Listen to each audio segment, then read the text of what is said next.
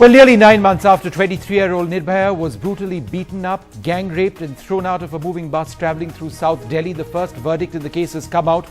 The teenager involved in the assault has been convicted on charges of rape and murder and will now be sent to a correctional facility for a period of 3 years. There are already protests to the verdict, with many saying that the age to be declared a juvenile needs to be brought down from 18 to 16 by amending the Juvenile Justice Act. If that had been the case here, the teenager who has now been convicted could have faced a far stricter punishment, including possibly a long term in jail. Those who say the law should not be changed say that a teenager needs to be given the opportunity to reform himself, and that despite the horrific nature of the crime, there should be no knee-jerk changes to the Juvenile Justice Act.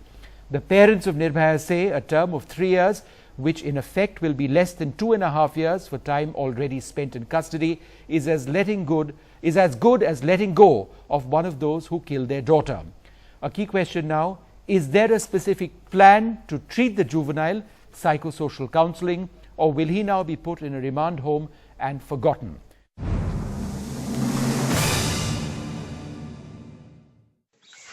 This village has been waiting for the verdict on the juvenile accused in the Delhi gang rape and murder case. Today, the boy who once roamed these streets was sentenced to 3 years in a juvenile home. सभी को न्यायपालिका पर पूर्ण विश्वास है।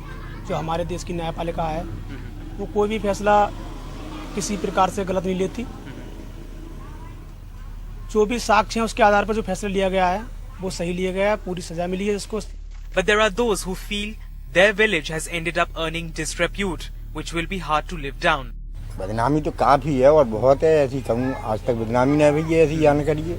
His mother is too preoccupied with making ends meet. She works as a labourer and earns a measly 50 rupees. She does not defend what her son did, but like any mother, hopes that he will walk free and return home. यहाँ तो सही है। यहाँ कोई बच्चों से नहीं लड़ता, किसी की औकात नहीं लाया आज तक। अब तो दिल्ली में जाएगा, कुछ करा उसने। जब सही रहेगा तो रखूंगा, सही नहीं रहेगा तो नहीं रखूंगा। With this verdict, this village also hopes for a sense of closure. It wants its identity of an ordinary village to be restored, which is why these villagers are hoping that they will not be in the news once again for the wrong reasons. With camera person Ramesh Verma and Randeep Singh, this is Anand Zanane for NDTV. Joining us to debate this, Subramaniam Swamy, now with the BJP and somebody who's filed a PIL in the Supreme Court. He believes that the definition of juvenile needs to be changed. It needs to be brought down to the age of 16. Atya Bose, she works with adolescents very closely, with Angan. Ved Marwa, former Governor and Commissioner of Police. Thank you all very much for joining us. Dr. Swamy, do you see this as a big setback in your plans to change the definition of who constitutes a juvenile, or do you believe that the focus now really needs to shift to ensure that this juvenile, this minor, is treated properly, he receives the attention that he deserves so that he can be reformed, and that when he comes out, he's fit to come out? Well, first I'll correct you. I am not asking for a lowering of the age limit, as you said, from 18 to 16.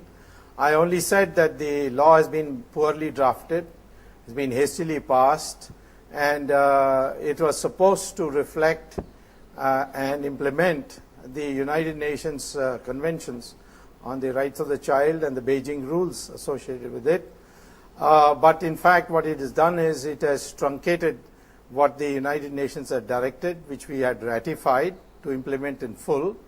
And therefore, I have asked the court to read into the Juvenile Justice Act those portions of the United Nations Convention which have been left out in the drafting. There have been number of cases in the past when the court has done it.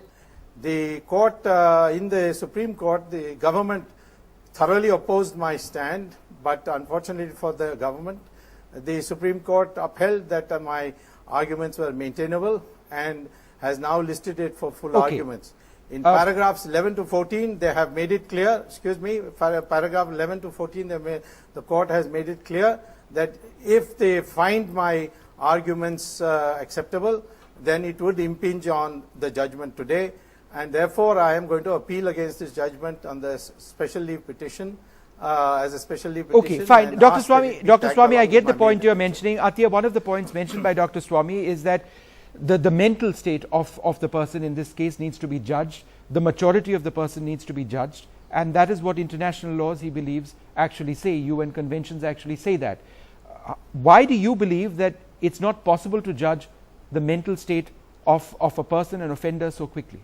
I don't think that's actually what people are saying. I think the discussion around the immaturity and sort of why one needs to include, in fact, we would say that you need to include the understanding of what science is telling us about the development of the adolescent brain, that brains are actually changing structurally, physically, until people are much older than we thought before. And all studies, or many studies at least, I'm sure there are studies that say the contrary, many studies are now showing us and are in fact influencing jurisdictions in the West who have hitherto been very punitive jurisdictions for children, are talking about how young people, particularly in the age group of 16 to 18 or 14 to 18, are very vulnerable and susceptible to negative influences, to peer influences.